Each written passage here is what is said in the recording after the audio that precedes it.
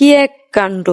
আজকে ভুল করে আমার ফুড কার্টের চাবিটা রেখে আসছি বাসায়।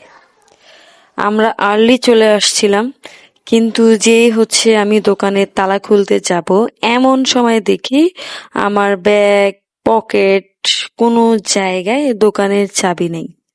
আমরা তো এতিম বাচ্চাদের মতো বসে রয়েছি, কি করব কি করব। এরপরে কি করলাম, বড় বোনকে কল দিলাম যে আপু এরকম বাসায় চাবি রেখে আসছি, একটু কষ্ট করে নিয়ে আয়। আমার বোন যথেষ্ট সাপোর্টিভ। ও গিয়ে দৌড় দিয়ে নিয়ে আসে রিক্সা করে। এরপরে আমরা দোকানটা ওপেন করি, কাজটা শুরু করে দিই।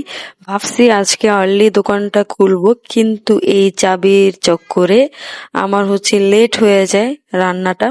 ভাবলাম যে একটু আর্লি আর্লি শেষ করলে হয়তো বা একটু সেলটা ভালো হবে, কজ সেলের অবস্থা খুবই, 12টা বেজে আসছে। একে তো ব্যাক সাইডে পড়ে রয়েছি, কাস্টমার বেশি একটা আসে না। ফেসবুক টিকটক থেকে মোটামুটি যা কাস্টমার আসে।